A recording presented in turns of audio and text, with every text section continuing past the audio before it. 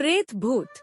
बहुत समय की बात है, मैं शाम के वक्त अपने घर के छत में गया और छत में टहल रहा था। तभी मेरी नजर अपने घर की दीवार पर पड़ी और देखा कि दो दीवारों के बीच थोड़ी सी जगह खाली है। मैंने सोचा कि इस खाली जगह से कोई जहरीला जानवर बगल वाले घर के अंदर न आ जाए। मैं मन में सोचने लगा कि इस खाली जगह को कैसे पैक कर दूं। तभी मेरी नजर अपने छत में पड़े बांस के लकड़ी में पड़ी। मैंने उस लकड़ी को उठा के उस खाली जगह में लगा के अच्छे से पैक कर दिया और कुछ काम से नीचे आ गया। कुछ समय के बाद जब रात हो गई तो मैं छत में सोने के लिए गया। तभी मेरी नजर उस दीवार की ओर पड़ी और मैंने देखा कि कोई साया उस दीवार में बैठा है और उसकी लाल लाल आंखें मुझे घूर रही है। मैं सोचा कि बिल्ली होगी और मैं बिस्तर दसा के सो गया। जब आधी रात को मेरी नींद खुली तो मैंने देखा कि फिर से वही परछाई मुझे घूर रही है और मेरी तरफ आ रही है। तभी मैं जल्दी से उठ के भागा, पर मैं भाग नहीं पा रहा था। वो परछाई मुझे पकड़कर एक कोने में ले जाके मुझे अपने नाखूनों से धड़ाधड़ वार किया और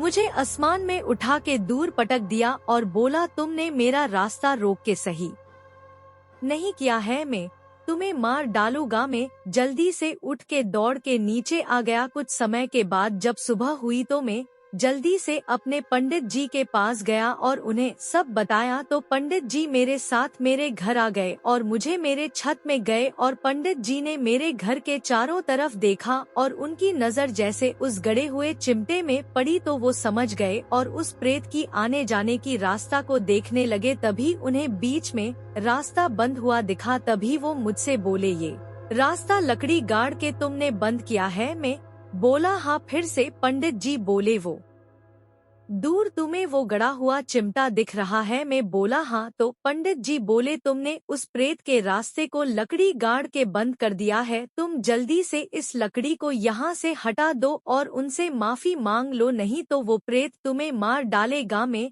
जल्दी से उस लकड़ी को वहाँ से हटा दिया और हाथ जोड़ के उस चिमटे में रहने वाले प्रेत से माफी भी मांग ली। फिर आज के बाद से वो प्रेत मुझे कभी भी नहीं दिखा।